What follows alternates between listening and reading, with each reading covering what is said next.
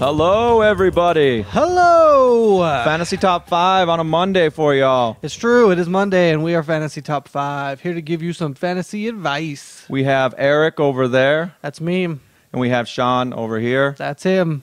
And we're here to give Lane you... over there. Oh, yeah, we got Lane over there. That's his Oh, hand creeping in. There it is. He has a camera. He just gave you just some fingers there. He doesn't ever like to use it. Oh, there he is. Oh, he is handsome. Oh, yeah. All right, but yeah, we're here on a Monday to give you some, True. We're gonna some have fantasy advice. Should be a good podcast.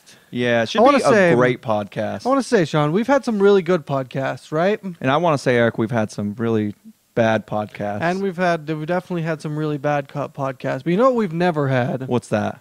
A tie podcast. Oh, that's a good point. It's never happened once in this show yet. And you know what? It never will, because we have standards, unlike the NFL. We don't give up on podcasts. We don't. If we ever decide, we ever get done and we're like, you know what, this wasn't really good or bad, it was a tie, we're going to keep going. Yeah, we are. Right into the game. That's the thing. You know why? Because when we do a good podcast, we keep it going and we do good the whole way through. When we do it bad, we do it really bad. We do. It's going to be awful.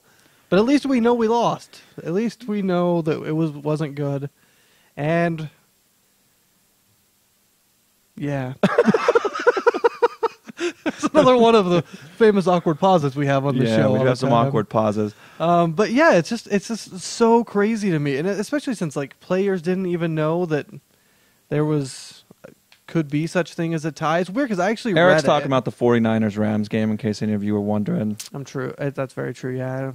I assume well, really, your watches. opinion's the one that matters the most to me right now because you're a Rams fan. And that's the thing is, the Raiders got their asses kicked yesterday by the Ravens, but I don't, and I'm a Raiders fan that's why I brought that up, but I don't know how I would feel about a tie. Like, it's that thing, and I was sitting there with you watching the game, and you literally were yelling at your wife to wait on dinner because you needed to finish watching the game and everything, and it just kept...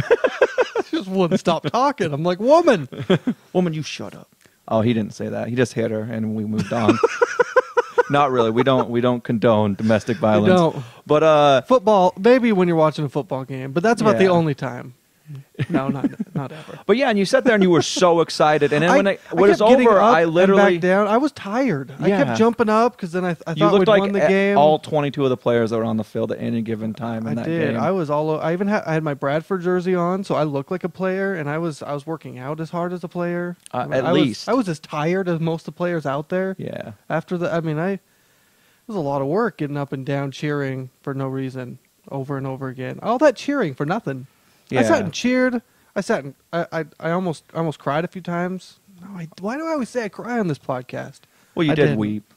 I did. After Amendola had an 80-yard catch taken back because of one of the most basic rules in the NFL. And I don't know. I've never played professional football, but I did play wide receiver in high school. And when I went to the line, you point over at the ref, and the ref tells you, hey, you're on the line. And I don't understand how you mess up something like that. It's the thing you do. So, I don't know. It was just the Rams had that game won over and over again, yeah. And then it tied. Shot themselves in the foot. Absolutely crazy. And that's the thing is the 49ers have got to be fine with having a tie because I think in the back of their heads they know that they had nothing to do with tying that game. Like they should have lost. Yeah. It was a weird thing to watch. And I think the NFL, I think they get this every week where people are like, you need to switch your rules, but someone has got to let them know there should never be a tie ever. It's not soccer.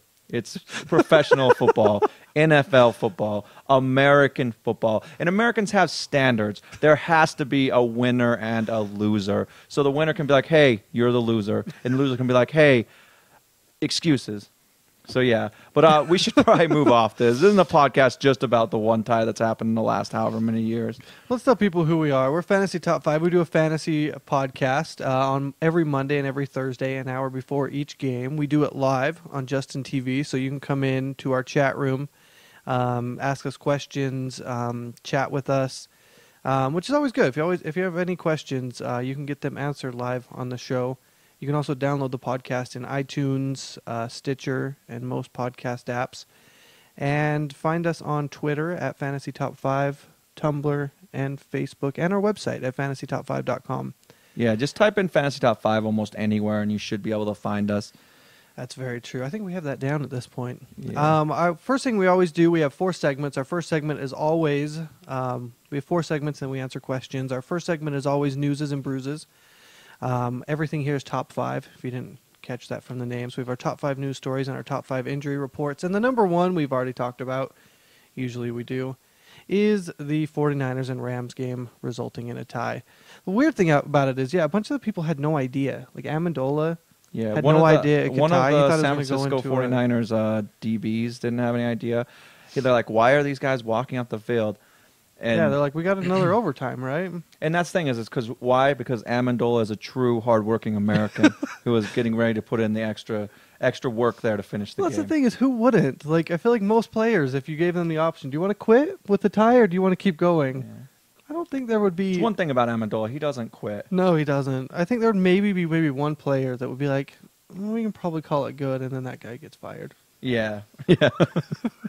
But yeah, most just kind of, it's quite crazy. We've already went over all this, so we'll move on to our number 2, which is the Falcons are no longer undefeated with a loss to the Saints. And let me tell you something about the Saints.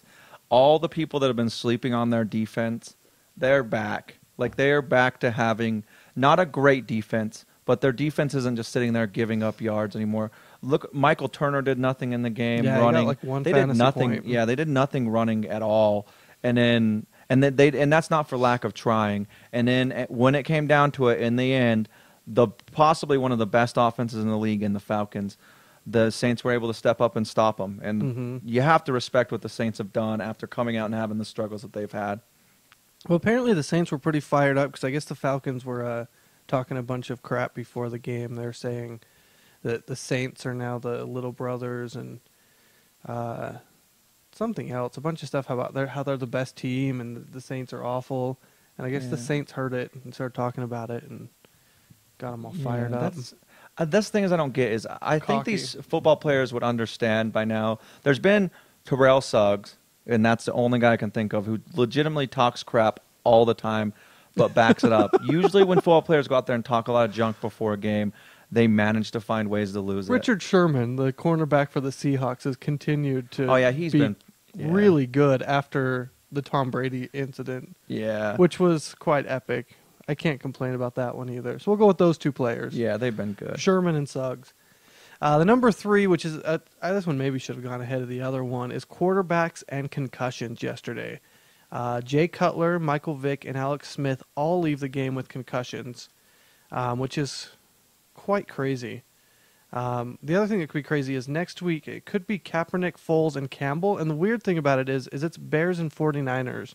Yeah, prime time next week. And here's the thing: it could be Kaepernick versus Campbell. Yeah, and Campbell, everyone gave him a ton of crap out there after he came in, and they were like, "We need to get Cutler back." Let me tell you a quick story about Cutler.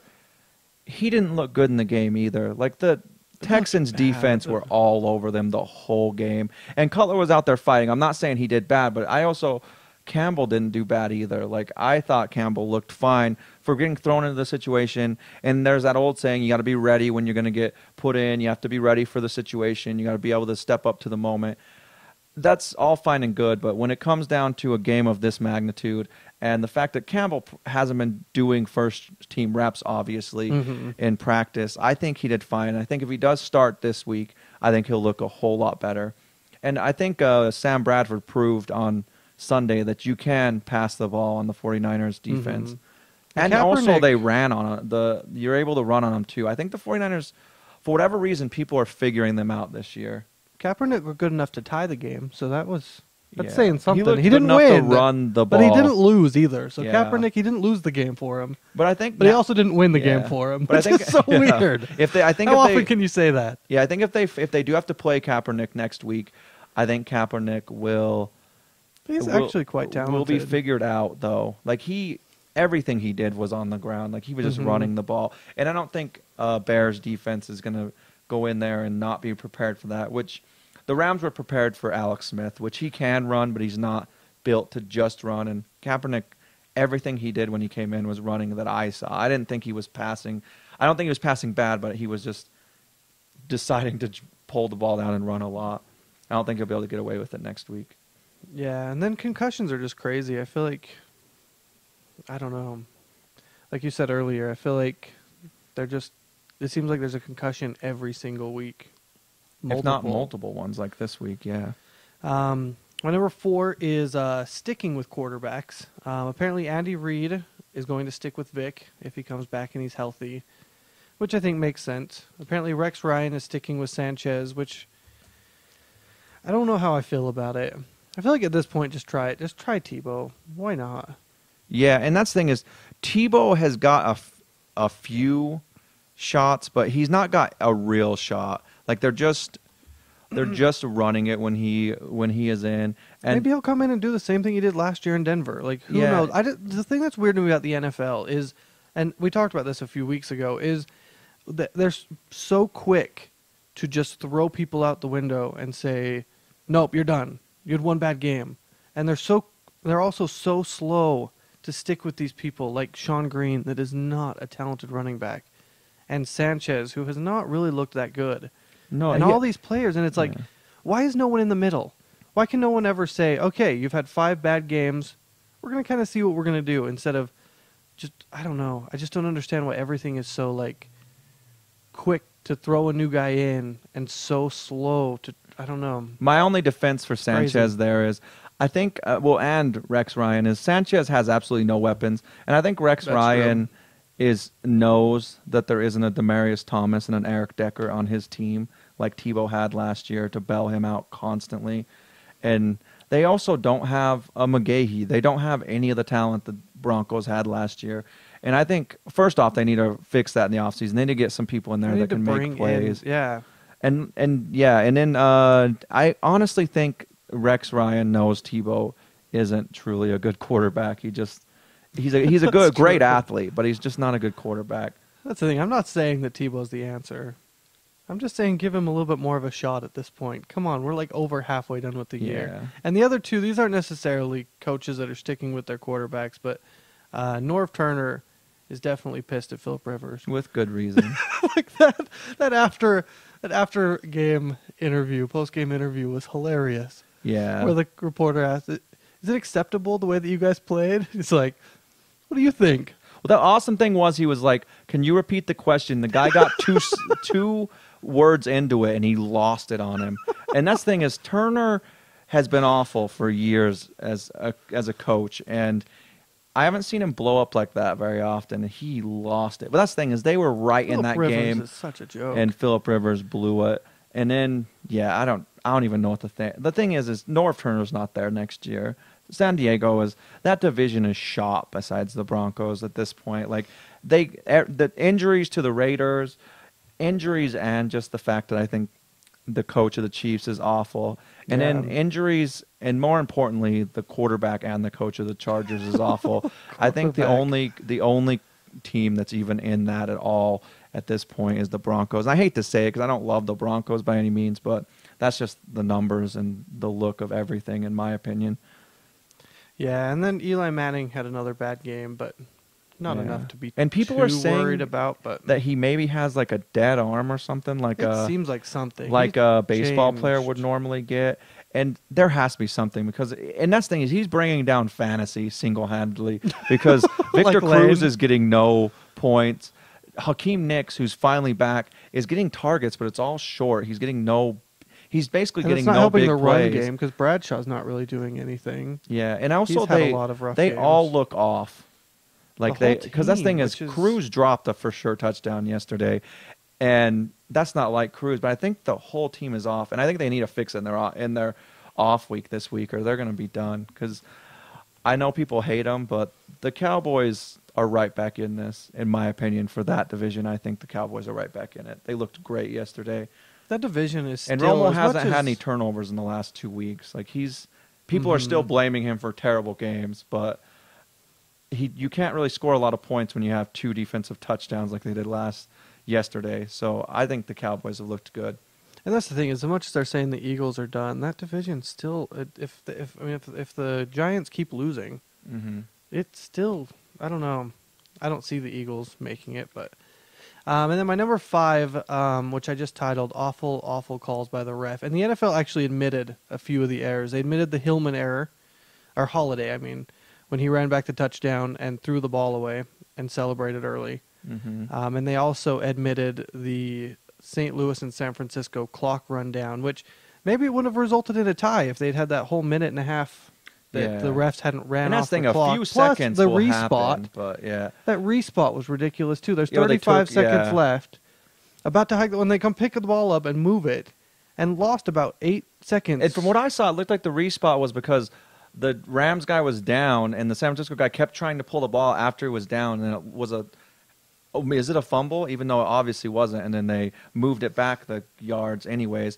But it was just, I don't know, that game in particular was one of the games that I literally was shaking my head the whole time. Yeah, and then Kaepernick stepped out of bounds. That was not a Mhm. touchdown. I don't care what anyone. They showed it. It was not a touchdown. There was holding every other call. Des Bryant didn't score a touchdown. Yeah, he 'Cause he fumbled. he did a He hell of a didn't- play going for it, but But it was that's- moving. Yeah, it moved a little bit, and that's all it takes. And then the Jacksonville, and it all started out on Thursday with the Jacksonville Indianapolis, where Luck had the touchdown where he didn't even have control of the Clearly ball. didn't have the touchdown. It wasn't so much that, but it was more that it didn't even look like they reviewed it. I mean, they went Yeah. touchdown, kick, like, And and that's that's not how you play anymore. Now every scoring play is reviewed, refs. Yeah. And so when And that's when the thing, coach too, of is- Jacksonville got pissed and went out there and threw we his- have no one. I don't think there's anyone in the country who really has any stock in Jacksonville at this point. But they got jobbed in that game. It wasn't was just that over and play. There was a over. 30-yard pass to Shorts that was overturned when he clearly caught it, then stepped out of bounds, then went down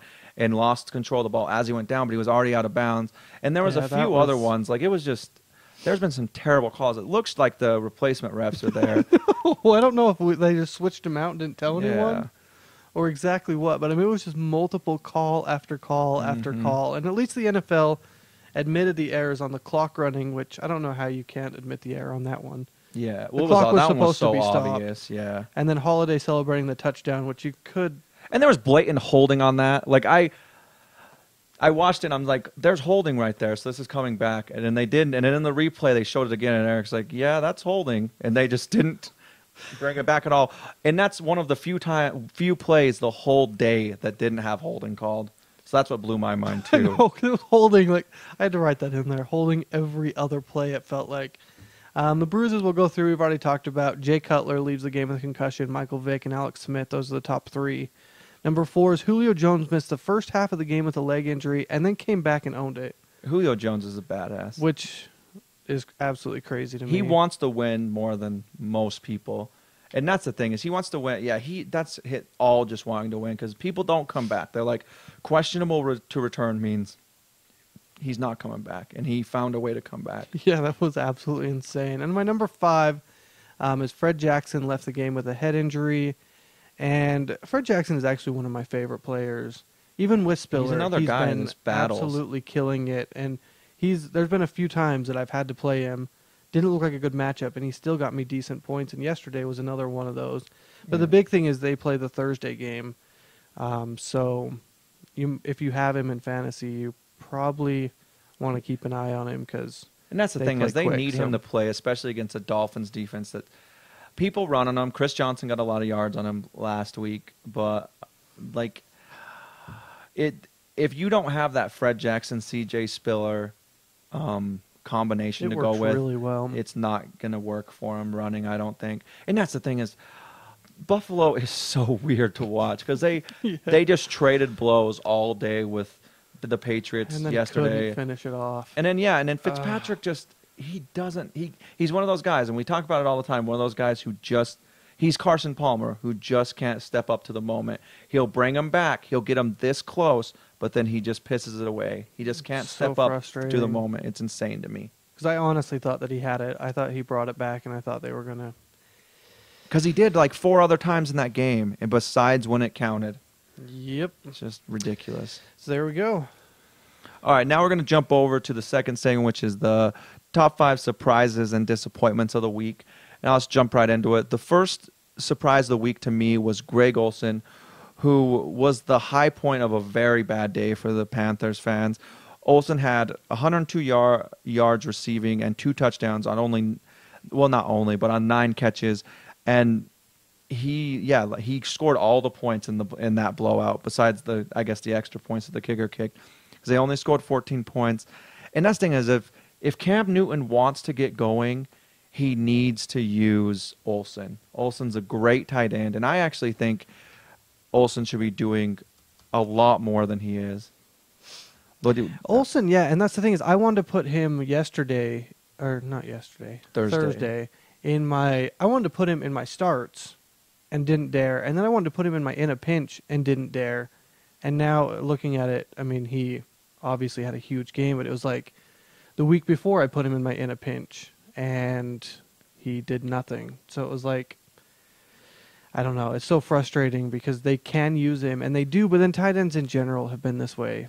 Yeah, I'll and that's talk the thing about is that later. But tight ends besides Graham when he hasn't been injured, Tony Gonzalez, and even Tony Gonzalez dropped off a little bit, and then Gronk.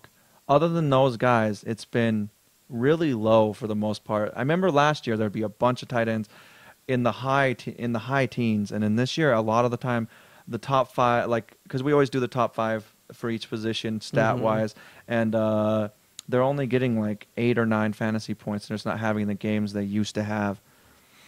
And yeah, it's just weird. But Olsen is one of those guys that can do this week in and week out if he's given the opportunity. So I think Cam Newton needs to find a way to get him the ball, because he's I don't know if he's the best blocking tight end, but he is an athletic tight end, and yeah, he's so talented. He can really help a guy out there, and Cam needs and Cam that. could have, I don't know. They were definitely struggling that game. Mm-hmm. All right, and then the second surprise of the week was Christian Ponder, who everyone had kind of been criticizing after the last couple of weeks that he's had really tough games. And then he basically came out against the Lions, who I think everyone assumed the Lions were back on track and were just going to kind of cruise past them. And he was actually the one that was back on track. He had 221 yards passing, 2 touchdowns, which isn't – he's never going to be top 5 guys. Never going to be a Breeze, Brady, Rodgers, Palmer, or any of those guys. I like that. Yeah. Bradford. Yeah, Bradford. Those are the 5. But yeah, he's always he'll occasionally get over 300 yards, but usually he's going to be in the 200s with maybe a couple touchdowns. But he looked great. He didn't have any mistakes. And the craziest thing about this to me is that he did it without Percy Harvin, who was basically been his favorite target all year. And the lack of Percy Harvin meant the rebound of Kyle Rudolph, and Kyle Rudolph looked good in the game. Yeah, he and did. Ponder looked like, if he doesn't have that guy that he's relying on, which we saw this a lot this week, if there's not, people aren't relying on that main guy, they actually do really well with other guys. And yeah, I was Ponder surprised. looked good. I was with Percy Harvin out. I didn't expect them to have a good game at all. Yeah. So And so the Vikings are 6-4, and they look like they're still in the mix.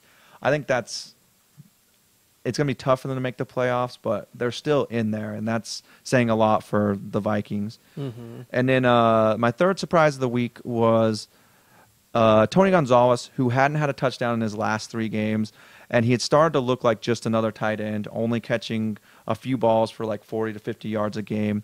And then he came out Sunday, and he basically was the reason they were still in the game with the Saints. Like, he had 122 yards receiving on 11 catches with 2 touchdowns, and he's back to looking like the Gonzalez that is always in that top 3 tight ends playing the game today. The tight ends have been, it's been Yeah. such a weird fantasy year for them, because it's been up, and I mean, you pretty much almost everyone has been good game or nothing. Yeah, That's how Vernon Davis, Antonio Gates, even up and comers like Kyle Rudolph and Pitta, which we kind of thought would maybe same thing. So I don't know, it's crazy. Yeah, Gonzalez has kind of been the same kind of guy.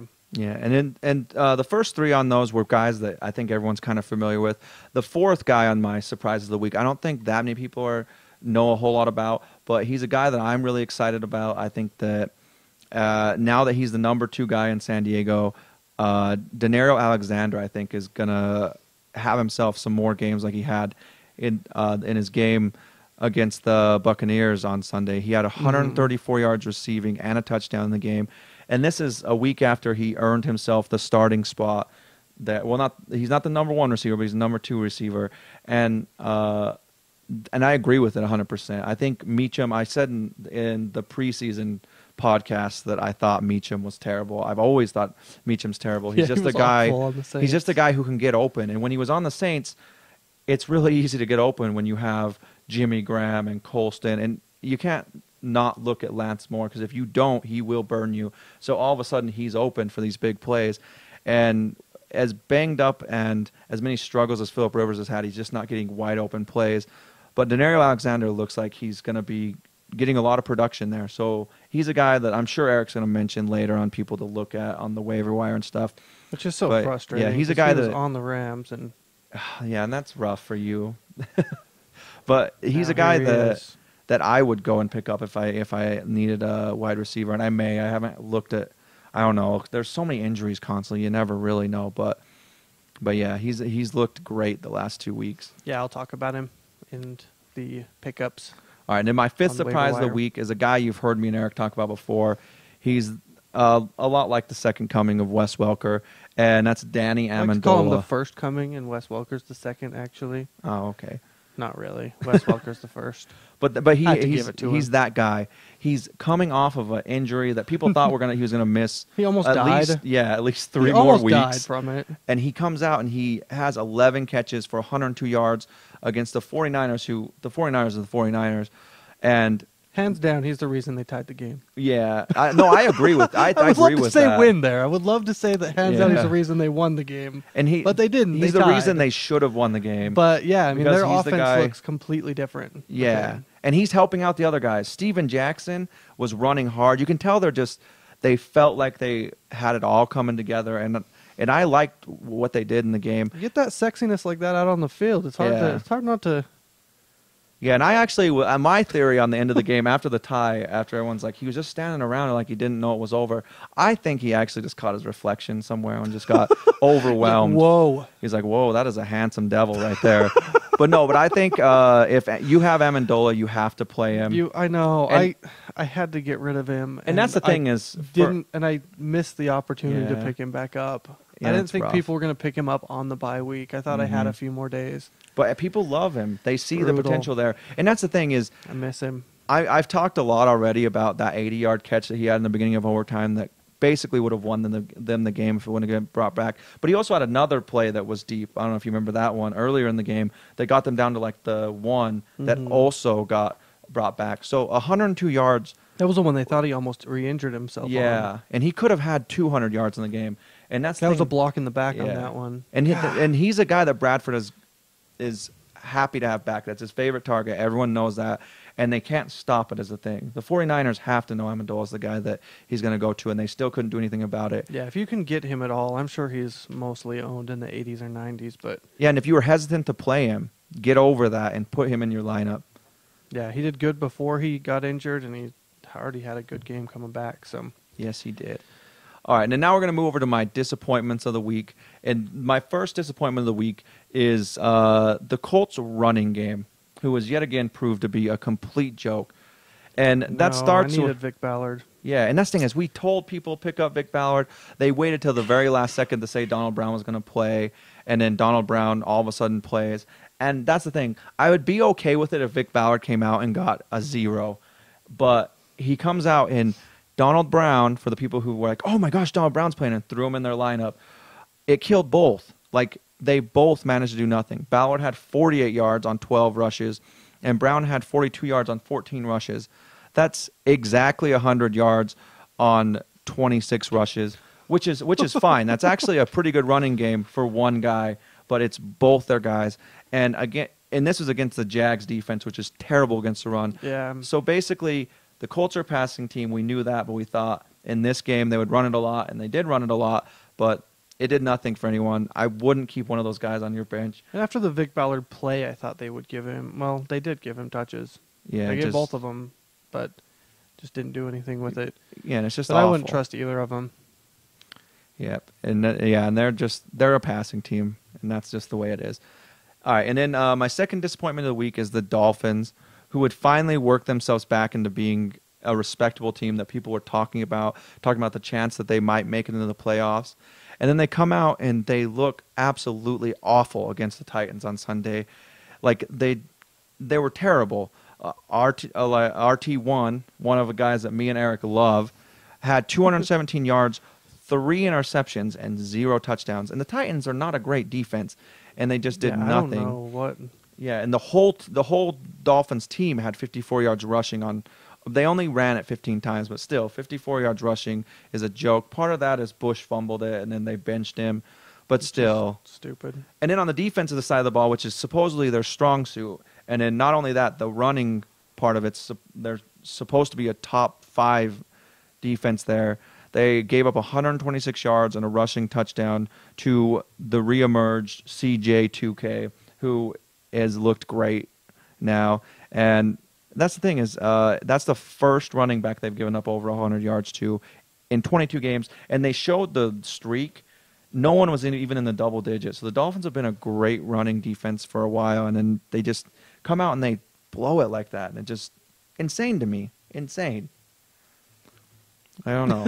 Like I'm just sitting here and I'm like, really, Dolphins? Because we've Chris been Johnson talking about too, the which Dolphins. he did look like he was back. I'll have to That admit. one play where they got it all bunched up on this side, and he's just like, I'm gonna go over here now. Go this way, yeah. And it's he looks back. He back, looks but yeah. maybe the Dolphins weren't expecting it. They were like, we got Chris Johnson. Why should we really try that hard? Yeah, I don't know, but he That's what I looked would've good. done, but I'm lazy. Yeah, he looked great though. All right, and my third disappointment of the week is a guy that I'm not necessarily disappointed in because I've said from the beginning I don't think he's that great of a running back. But I think fantasy owners will be disappointed in him, so I had to put him in there. And that's Michael Turner, who did almost nothing to help his team stay perfect against the Saints on Sunday. He had 15 yards on 13 carries. That's 1.1 yard a carry or something, 1.15. That's pretty good. Yeah, and If you can get a yard a carry, that'll win you a game. Yeah, I guess. Eric's all You over get the 10. place. You get 10 downs, right? Yeah, you get. That's how football works. Yeah. All right, that's what I thought. And he did pretty good. Yeah, he did great. No, but he just looks awful, and that's the thing is, it just goes to prove the point that me and Eric have been trying to say all season, which is Turner is terrible. The Falcons should start Rodgers, and Rodgers because he just fits that offense better. You saw it when they were trying to come back. Rodgers was the guy getting it out of the backfield, and he should just be in more. And Turner should really only get the ball in goal line situations, if that, because he had 3 or 4 of them last in the game on Sunday, and he did nothing with it. And that's the thing is everyone's been talking all season about, oh, you're going up against the Saints, start everyone. They're a terrible defense. So if they're really that terrible of a defense, that just goes to further prove our point that Michael Turner is done. He's just terrible. Yeah, there's a few running backs this year that we are really down on that started having a good games in this stretch, and I'm hoping they all fall off again. Yeah, and that's the thing is Michael Turner has had his good games, but when you get as many goal line rushes as he does and as much work as he does in general, yeah, he gets you're going to get yards. But yeah, this game he was completely terrible. All right, and then my fourth disappointment of the week is the Giants. Not any particular person on the Giants, basically the whole team. Like they looked awful against the Bengals yesterday. And they lost their second game in a row, and the offense has looked bad for weeks now. It's all been defense that's been winning the games for them. And like the offense has just been struggling under Eli Manning. It's been hurting the whole team. And then the defense comes out, has looked great and has been making huge plays all season. And they didn't have an interception or a sack in this game. And Andy Dalton threw 4 touchdown passes. And with them playing this bad, luckily their bye week is this week because they need to go and they need to figure some stuff out. Like they have been awful. Yeah, I don't know how they've been so bad. I don't, like you said, I feel like it has to be just there's something wrong with Eli that he just hasn't. Yeah, that's the only thing I can think of. Well, that's the thing is the defense though has been keeping him in it, and then this game is like they weren't even there. So I think at this point it's bringing the whole team down. So I don't know. They gotta figure. And there's a it chance, out. they may come back out of the bye week and start playing well again. But and hopefully, because a lot of people are sticking with Eli Manning. Like he's usually a decent quarterback. He does have more turnovers than people give him credit for, but still, he had 5,000 yards last year, and you have to think he can do close to that this year. But he started off great. but I don't know. He's looked bad. All right, and then the fifth disappointment of the week is like this. On a day when he came out and he had an almost perfect game and looks to be leading his team to a huge road victory, one man can step up and find a way to help his team lose. This man is none other than Phillip Rivers. Rivers had his team down to the Buccaneers' 23-yard line. He's looking to bring them back. And then he runs. He's about to go out of bounds. And he throws a pick six, which if you saw the play, it was insane. Like there's 3 Buccaneers guys there, and he just throws it, just lobs it over to him. Right to him. Like not even close. It wasn't like tipped in the air. It wasn't batted around. Mm-hmm. No, like he did have a receiver there, but didn't get the ball anywhere close to him. Yeah. Just got him really close to the 3 Buccaneers guys. Yeah, it was ridiculous. Standing there hoping that he would throw the ball to him. You gonna do it, Rivers? You are? Really? Oh, thanks. It's like, oh, you're gonna really? And then he just ran it back for 6. And then we asked you for it, but we didn't know you were gonna do it. Like, yeah, and that basically gave the Buccaneers a 31-21 lead. And then I feel like this is like 3 or 4 games in a row now that he has thrown a pick six at the very, very end just to lose the game. Like, yeah, and that's the thing is it didn't stop there. They got the ball back obviously off of the score. Then they got a field goal and they got the ball back again, and he managed to go down and throw another interception. And he actually was one of the top rated fantasy players because he was almost perfect until that pick six. And it just goes to prove that he will occasionally have a good fantasy game, but he's still a very disappointing real life quarterback. And that's my surprises and disappointments for week 10. Nice. All right. Well, we got 2 more segments left. This is going to be our pickups, put downs, and watchovers, which is our pickups are the waiver wire pickups. Our put downs are who you should put down, either bench, trade, or drop. And watchovers are some guys to keep an eye on, just to kind of see if they're doing anything. And then we'll go through our true or false, which anyone in the chat can also join us on. And then we will answer questions, which we have quite a few of them in the chat room today. So stick around, and we will definitely answer your questions in depth. We'll both sit down and really work on them. So our number 1 pickup, I'm going to have to go with Carson Palmer. Like we talked about, he's a top 5 quarterback. No, he's not. But he's at 58% owned, and he continues to have good games. I mean, they are throwing the ball a lot, and with the running game maybe not quite as figured out, I think Carson Palmer is a play if you need someone. If Eli Manning, he's on a bye, and then if you can't get Freeman, I would put Freeman above Palmer. But I would definitely pick him up. My number 2 is a guy that I've liked all year, and has continued to have good games and bad games. He had a very good game. But had a very Thursday. good game. And even had, a few of them pulled back. Cecil Shorts at 32% owned. I put him in my In a Pinch segment because I had to play him. I won't mention the fact that I also had T.Y. Hilton there as well. But Cecil Shorts had a 20-point game. I think that was in a PPR. I think he didn't have quite that many. But looked really good.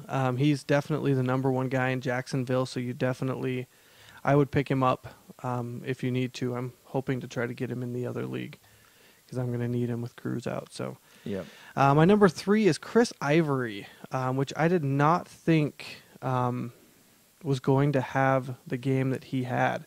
Mm-hmm. The person I was playing picked him up right before the game, played him, and pretty much crushed me because of it. Not really. I'm not crushed. I'm still in it. But 65% owned, which I don't think he was even close to that.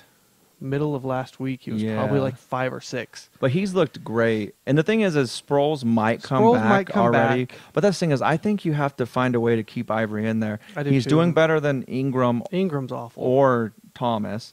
And I think Thomas should be the 3rd back. Yeah, I think Chris Ivory should be that guy who's getting carries. Yeah, and the second most is Sproles. You got to play Sproles. Yep. So I'm hoping it's kind of up in the air whether you want to play him or not. But they're going up against the Raiders next week, right? Yeah, and the Raiders defense has done a good job of helping offenses out. So so you may be able to play him. And if it's anything like, I guess they didn't really have a good running game with Rice, but the Muscle Hamster, Doug Martin had a huge game against him 2 weeks ago. So my number 4 is Greg Olsen, 58% owned. He's not consistent, but then, yeah, like we've talked about, most tight ends haven't been consistent this year. I think he's still a guy you want to own if he's not your number one tight end, or if you just need someone to play. My number 5, I've talked about a few times, is Denver's defense. They're 73% owned, which is pretty high, but that's enough that he's out there they're out there in leagues, and you should definitely use a waiver wire pick because that defense is still. I've been talking about them for weeks, and they're still doing awesome. So I would definitely use a waiver wire to pick up Denver's defense if you need one. My put downs, my number 1 is Eli Manning. Don't drop him. Don't trade him. I would say just bench him. They have a bye this week, so you don't really have to worry that much. But it's definitely been crazy. He's been just, like you said, just single-handedly killing teams. Well, just his team, but yeah. And anyone who owns. Oh, fantasy teams. I got you. My bad. And his team. Yeah. Not necessarily other NFL teams out there. Yeah, I thought he was just jumping in for other teams. I don't know why he would be doing that. Yeah. Just killing. Yeah. My number 2 is Andre Johnson at 99% owned. Honestly, I have no idea what to do with him. I own him. He's the 36th wide receiver in fantasy points. He hasn't had a touchdown in 6 weeks. Oh my gosh, it's just, and it's so hard to bench him because once you do, and I feel like if you can trade him, do it. I'm gonna stick with him, and that's maybe that's a bad idea. Well, you're not going to be able to trade him at this point. People have no saw one's what gonna, he's done. No one's gonna want him, and you don't want to bench him either. Yeah. So this is one of those that. Why would I even put him here? You're You're not going to bench him, trade him, or drop him. Other people, I think, will. There's a lot of guys out there that could do good, and I think you have to look at the matchups. If you don't think the team that they're playing is going to stop Arian Foster from being that whole team, then and he really is. At some point, he's got to not be the whole team anymore. But it continues to happen where he is the whole team. So it is definitely quite crazy. My number 4 put down is Vernon Davis. I feel like at this point you have to bench him. But like we've talked about, all tight ends have just been so inconsistent. But he's averaging 2 fantasy points the last 4 weeks. So, I mean, you're not getting anything out of him. Yeah, and it's weird because usually they have to go to him. Yeah. Who are pretty much good against every single position. They really are. So I feel like I would try to pick up somebody else. It looked like Brandon Myers, who I thought would be really good next week. Looks like he might be injured. Yeah, he had some kind of injury and left the game, so it's hard to say with him what's going to happen there. Which is kind of depressing. And my number 5 is Philadelphia's defense, 39% owned, which is pretty low at this point and should be. But I honestly thought you could even use him. I put him in my in a pinch section along with Dallas, and just awful. I don't even think you can use them in a pinch anymore. Like, they can't tackle. Asamoah has to be one of the worst corners in the league. I don't know how that happened. Yeah, I don't know where that came out of. Here's the thing: is when he played in Oakland, he was 1,000 times better than any other cornerback they had. So that everyone just threw to the other side of wherever he was at. So he had the problem that Revis had for a little while, where he didn't look like he was doing a whole lot because no one threw his way. But now they have so much talent in Philadelphia, they just throw, and it's actually working because he's a really good cornerback sometimes, but then he will give up a huge play.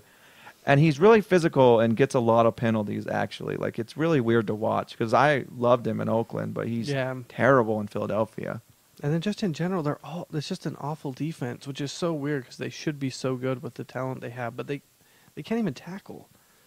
So as far as fantasy is concerned, I would just drop them, pick up someone else. Yeah. My watchovers, my number 1 is Sam Bradford. I had to put him here, 17% owned. Everyone's been waiting on him for 3 years now to be that quarterback. I don't think he's going to be it yet. But he had a good game, looked great. With Amendola, it definitely helps. So keep an eye on him. My number 2 is Denario Alexander. He's 3% owned. The only reason he's here in the watchovers instead of up in the pickups is, for one, I think Cecil Shorts is the man. And for number 2, he had a really good matchup, and he is starting over Meacham, but next week he doesn't have a good matchup. Who do they play? They're going up next week. The Should've written it Chargers down. are going up against the Broncos, who the Broncos defense has been very good. Yes, they have. So, it's not. I mean, you can probably pick him up and play him, but I like Cecil Shorts more. My number 3 watch over is Marcel Reese at 32% owned. He had 13 attempts. Mm-hmm. Tywan Jones only had 2. So if you're kind of wondering who was going to be the guy there, it definitely looks like it is Reese. Yeah, and here's the thing with me is I understand why he's in a watch over. He hasn't been kind of an explosive guy yet, but unless they confirm that McFadden's going to miss like 3 or 4 weeks, I think you have to decide if you're going to take a chance on him now or if you're just not going to at all, just based on that. Like, when McFadden's back, they're obviously going to go with him more, and then Reese will be back to... He is getting a lot of targets from Carson Palmer, and depending on how deep your league is, he's still... If you're in a 16-team league with all the injuries, I would say you'll be able to use him then. But other than that, I think he'll slow down a lot. But who knows? This might change what the landscape of everything Oakland's doing. And if they lose again to the Saints this Sunday, they might not rush back McFadden. It's hard to say at this point. Yeah. But he definitely could be an option if Yeah. they're both injured, if both Goodson and McFadden are out. My number 4 is Scott Chandler, who we talked about yesterday, is definitely the most inconsistent player in fantasy. Yeah, he I think is. I think he officially has it. But at the same time, if the matchup is good, you've got to play him. Mm-hmm. And my number 5 is San Diego's defense, which we've also talked about before, at 42% owned. Actually, is a really good defense. Yeah, they have Didn't been have really that good of a game actually yesterday, but I needed to put someone in here as a defense, and they actually didn't have that good of a game against the Buccaneers. But keep an eye on them. All right. So there we go. We got one more segment, and then we got a bunch of questions to answer. Yeah, so I'll just kind of cruise through this. I'm going to go over the ones we did last week, the questions. This is our true or false segment where we say something and you tell us if it's true or false on our polls. And the first one was Brandon Marshall will finish the season as the number 1 wide receiver. And it's weird on a week that there was that first tie. There was a ton of ties on this, and that was just straight up had equal votes each way, saying so. It may be true, maybe not. Second one was Adrian Peterson will finish the season as the number 1 fantasy running back. That was also tied, but I'm going to take a special vote here and say that he will. Adrian Peterson is insane, so that one is true. And I put true on the other one. So.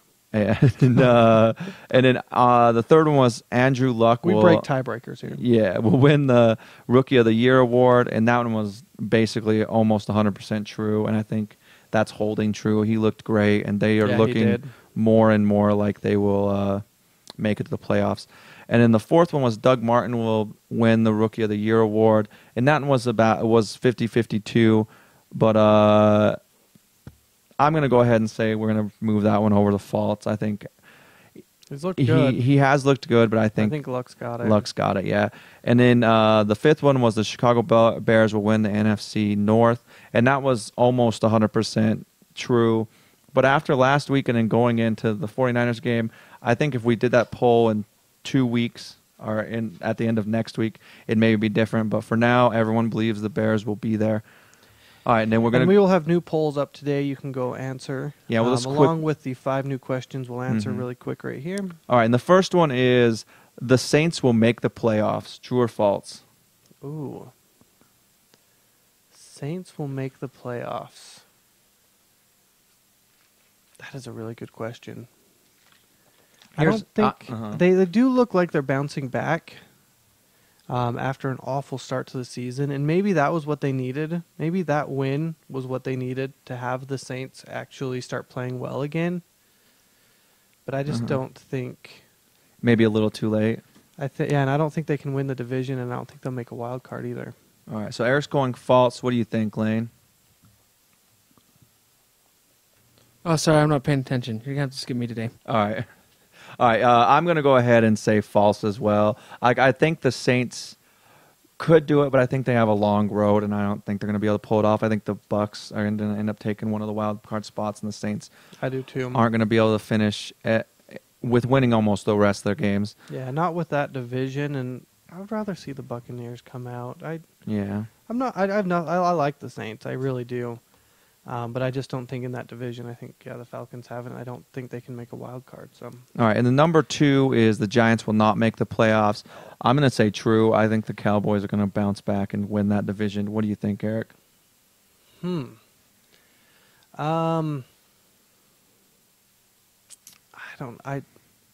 feel like they still take it. I know they've looked kind of bad, and I know it kind of gives everyone else and I feel like right now it's pretty open.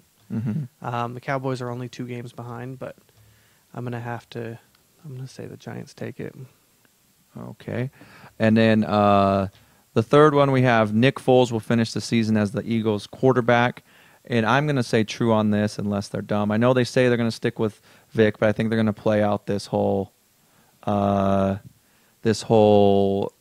Vic injury and keep Foles in there. And I think at this point it's basically a lost season, so I think you have to play Foles. Well, that's the thing. I was reading right before the podcast that it may be that Vic is out the whole season, which is really weird because it wasn't like it wasn't a helmet-to-helmet hit. He really just fell over and hit his head on the ground, which, not to take anything away from a concussion, but it's kind of crazy.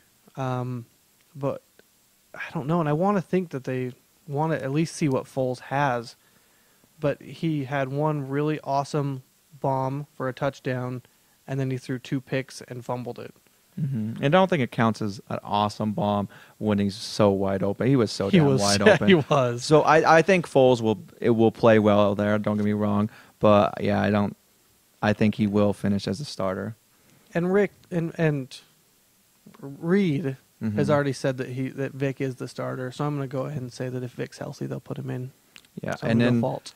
All right, and then number 4 is the Seahawks will make the playoffs.